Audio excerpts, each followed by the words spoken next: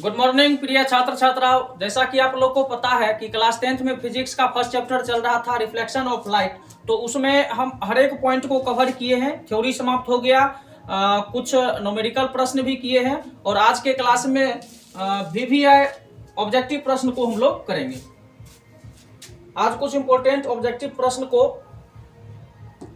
Deal कर लेते हैं।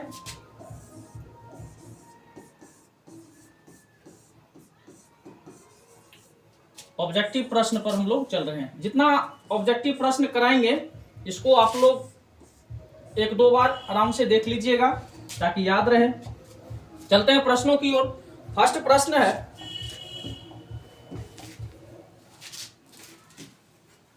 है कि समतल दर्पण द्वारा बना प्रतिबिंब होता है। तो ध्यान रखेंगे आप लोग, समतल दर्पण द्वारा बना प्रतिबिंब काल्पनिक होता है। समतल दर्पण द्वारा बना प्रतिबिंब काल्पनिक होगा। एक बात और ध्यान रखना है कि समतल दर्पण में प्रतिबिंब इसका काल्पनिक बनेगा। वस्तु जितना आगे अगर रखा जाए प्रतिबिंब के ठीक उतना ही पीछे प्रतिबिंब बनता है। वस्तु और प्रतिबिंब दोनों आपस में बराबर होता है। इन सभी बातों को हम लोग ध्यान रखेंगे और समतल दर्पण में बना प्रतिबिंब काल्पनिक होता है। चलते हैं नेक्स्ट प्रश्न पर। नेक्स्ट प्रश्न है कि परावर्तन का कोण होता है। आप लोग ध्यान दीजिएगा, यहाँ परावर्तन का कोण जो है समतल दर्पण में हम लोग चलेंगे। सबसे पहले ये एक समतल दर्पण हो गया, जैसा कि आप लोग जानबे करते हैं।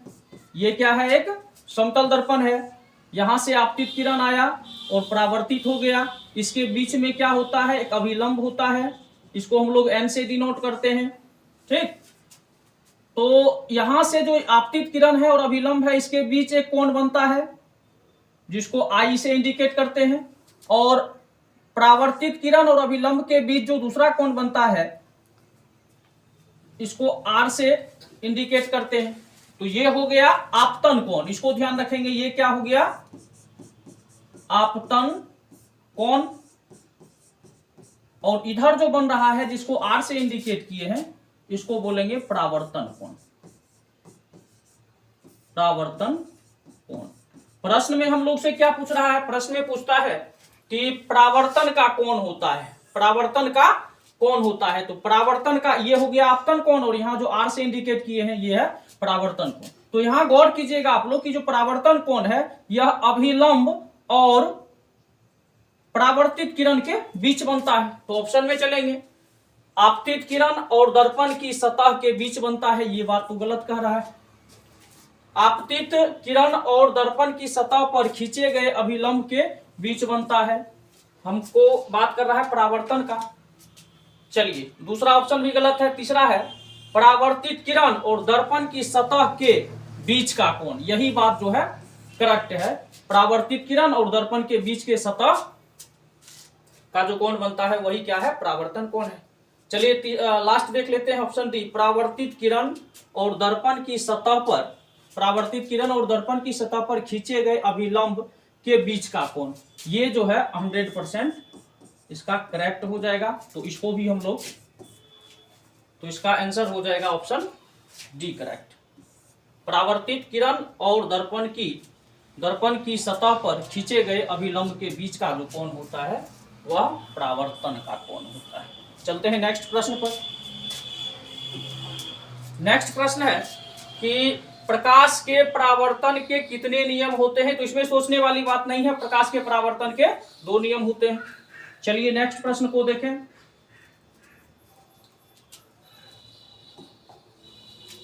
नेक्स्ट प्रश्न है कि निम्नलिखित में किस दर्पण द्वारा किसी वस्तु का वास्तविक प्रतिबिंब मिल सकता है? तो वास्तविक प्रतिबिंब मिल सकता है। क्या वह समतल दर्पण है, क्या अवतल दर्पण है, उत्तल दर्पण है और तीनों दर्पणों में? तो वास्तविक प्रतिबिंब, इसका आंसर हम लोग ले लेंगे अवतल दर्पण। चलिए नेक्स्ट प्रश्न पर चलते हैं। नेक्स्ट है कौन से प्रतिबिंब को पर्दे पर प्राप्त किया जाता है? तो वास्तविक प्रतिबिंब को पर्दे पर प्राप्त किया जाता है। हम लोग वास्तविक प्रतिबिंब जिस ऑप्शन में होगा उसको टिक कर लेंगे। तो वास्तविक प्रतिबिंब फर्स्ट ऑप्शन में ही है, वास्तविक प्रतिबिंब। ठीक है ना, वास्तविक प्रतिबिंब को पर्दे पर प्राप्त किया जा सकता है, काल्पनिक प्रतिबिंब को पर्दे पर नहीं प्राप्त किया जा सकता है। चलते हैं नेक्स्ट प्रश्न की ओर। नेक्स्ट प्रश्न है दर्पण कितने प्रकार के होते हैं? हाँ ध्यान रखिएगा, दर्पण की बात कहे तो हम लोग कहेंगे दर्पण 3 प्रकार का होता है। दर्पण 3 प्रकार का होता है। दर्पण में कितने टाइप हो जाएंगे? 3 टाइप, इसको ध्यान रखना है। दर्पण इसका फर्स्ट जो हो जाता है वह गोलीय दर्पण हो जाता है। फर्स्ट क्या होगा? गोलीय दर्पण। गोलीय दर्पण। इसका सेकेंड जो टाइप होता है वह परवलयिक दर्पण। परवलयिक दर्पण। और तीसरा होता है समतल दर्पण। समतल दर्पण। तो इसको याद रखिएगा, जब दर्पण की बात करें यानी मिरर की बात करें तो हम लोग क्या कहेंगे? मिरर जो है वह 3 प्रकार का होता है। इसको ध्यान रखेंगे तो इसका आंसर ऑप्शन बी करेक्ट हो जाएगा। चलते हैं नेक्स्ट प्रश्नों की ओर। नेक्स्ट प्रश्न है कि गोलीय दर्पण में वक्रता, त्रिज्या और फोकस दूरी में क्या संबंध है? आप लोग पढ़े ही हैं कि F बराबर क्या होता है? R/2, या हम लोग ऐसे भी कह सकते हैं R बराबर 2F। तो ये 2 शर्त ध्यान रखना है, ठीक ना। F बराबर R/2, R बराबर 2F। तो फर्स्ट में लिखा हुआ F बराबर R/2 बात सही है, और R बराबर 2F ये भी सही है। उपरयुक्त दोनों, और इनमें से कोई नहीं, ये तो होगा नहीं, तो उपरयुक्त दोनों होगा। तो इसके लिए इसका करेक्ट आंसर ऑप्शन सी हो जाएगा। ऊपर का जो दोनों बात है दोनों सही है। चलिए चलते हैं नेक्स्ट प्रश्न पर। नेक्स्ट प्रश्न है गोलीय दर्पण दर्पण कितने प्रकार के होते हैं? चलिए यहां गोलीय दर्पण की बात कर रहा है। गोलीय दर्पण की बात कर रहा है। गोलीय दर्पण, गोलीय दर्पण कितने प्रकार के होते हैं? तो आप लोग भली भांति जानते ही हैं कि एक होता है उत्तल दर्पण और दूसरा होता है अवतल दर्पण। दूसरा अवतल दर्पण, ठीक ना। यही यदि दर्पण की बात करता तो दर्पण 3 प्रकार के, जबकि गोलीय दर्पण 2 प्रकार के। इसका आंसर हो जाएगा ऑप्शन सी करेक्ट। चलते हैं नेक्स्ट प्रश्न पर। नेक्स्ट प्रश्न है दर्पण सूत्र। दर्पण सूत्र में आप लोग ध्यान रखिएगा, दर्पण सूत्र हम लोग क्या पढ़े थे? 1/v plus 1/u equal to 1/f, या इसको ऐसे भी लिख सकते हैं 1/f बराबर 1/v प्लस 1/u। तो ए में क्या दिया गया है? 1/v प्लस 1/u और प्लस 1/f। प्लस है तो ये भी गलत हो गया। 1/v माइनस 1/4, ये तो करेक्ट गलत है। ऑप्शन सी 1/v बराबर 1/u और माइनस 1/f। माइनस को इधर लाएंगे तो 1/f हो जाएगा, इस जाने पर माइनस, तो ये भी नहीं होगा। ए एंड सी दोनों तो गलत है। अगर यहां पर बराबर कर दिया जाए, यदि यहां बराबर रहे तो 1/v प्लस 1/u बराबर 1/f, ये दर्पण सूत्र हो जाएगा, ठीक ना। तो ये ऑप्शन सबके सब गलत है। अगर यहां बराबर रहता तो बराबर रहने के स्थिति में ऑप्शन ए सही हो जाता है। दर्पण सूत्र को हम लोग इस तरह से भी लिखते हैं 1/f बराबर 1/v प्लस 1/, जब दर्पण सूत्र की बात करें तो प्लस, ठीक ना, ध्यान रखना है। और लेंस की बात करें तो माइनस हो जाता है सूत्र में। अब क्वेश्चन नंबर 10 है कि वस्तु दूरी बराबर प्रतिबिंब दूरी किस दर्पण के लिए सत्य है?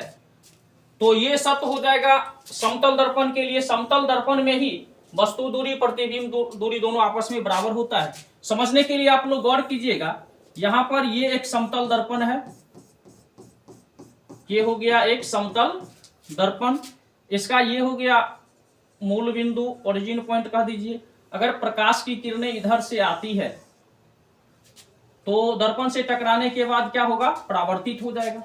दर्पण से टकराने के बाद परावर्तित हो जाता है। इसके बीच में कोई अभिलंब है, इसके ठीक बीच में क्या है? अभिलंब है। और अब ध्यान ये रखना है कि यहां पर हम लोग यदि एक वस्तु रख दें, यहां यदि कोई वस्तु है, ये यदि वस्तु है ए और बी कह दीजिए, ए बी क्या है? वस्तु है, इसको एन से डिनोट कर दीजिए। तो ए बी वस्तु है, तो इसका प्रतिबिंब जो है, इसका प्रतिबिंब वह नीचे की ओर बनेगा, ठीक ना। इसका प्रतिबिंब इस तरह से बनेगा, ये लाइन इसी तरह से स्ट्रेट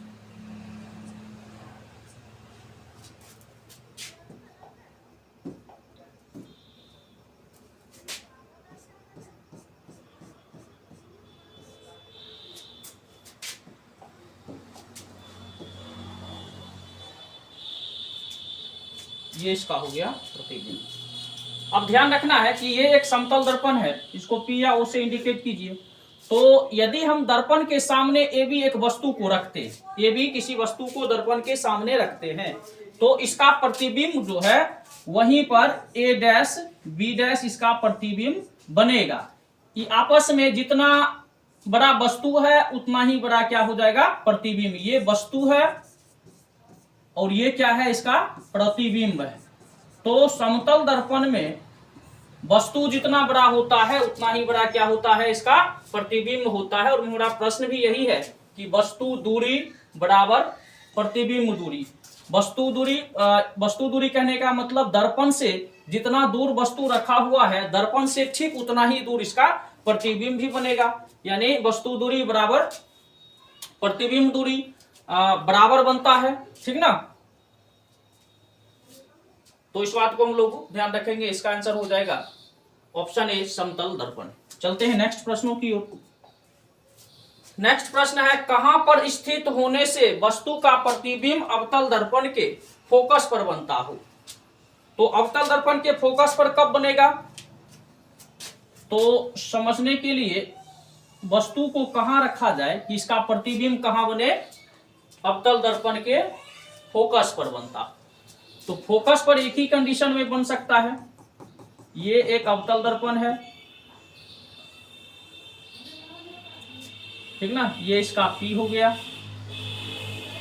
अगर अनंत से वस्तु आती है तो अगर वस्तु अनंत से आएगी तो इस तरह का इमेज बनेगा।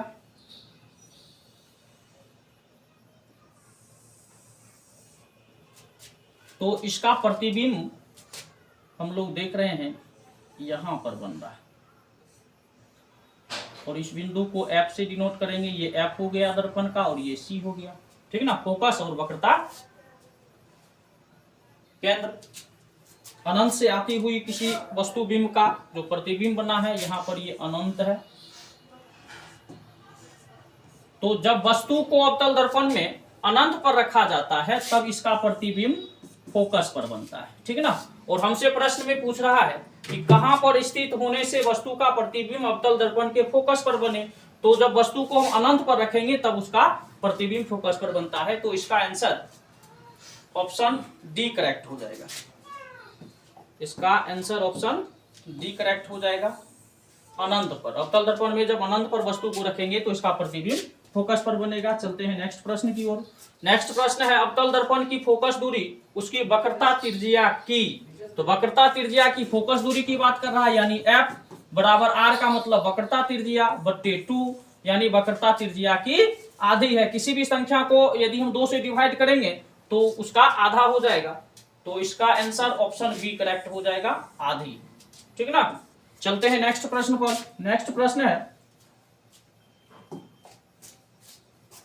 मोटर गाड़ी के चालक के सामने लगा रहता है। ये सामने की बात कर रहा है, ठीक ना। और साइड की बात करें तो हम लोग समझ जाएंगे उत्तल दर्पण, जबकि सामने की बात कर रहा है तो यहां हो जाएगा अवतल दर्पण, ठीक ना।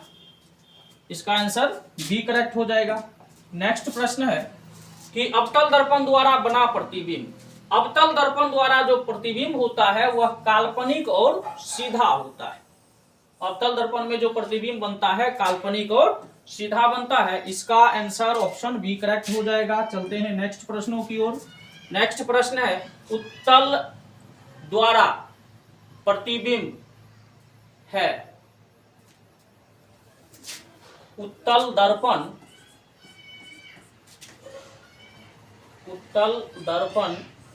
द्वारा बना प्रतिबिंब है। क्वेश्चन टाइपिंग में थोड़ा मिस्टेक हुआ है, इसको हम लोग इस तरह से समझेंगे कि उत्तल दर्पण द्वारा बना प्रतिबिंब है। तो उत्तल दर्पण में हमेशा सीधा प्रतिबिंब बनता है। उत्तल दर्पण में कैसा प्रतिबिंब बनेगा, हमेशा सीधा, काल्पनिक और सीधा प्रतिबिंब बनता है। तो 15 नंबर प्रश्न का आंसर ऑप्शन ए करेक्ट हो जाएगा। चलते हैं नेक्स्ट प्रश्नों की ओर।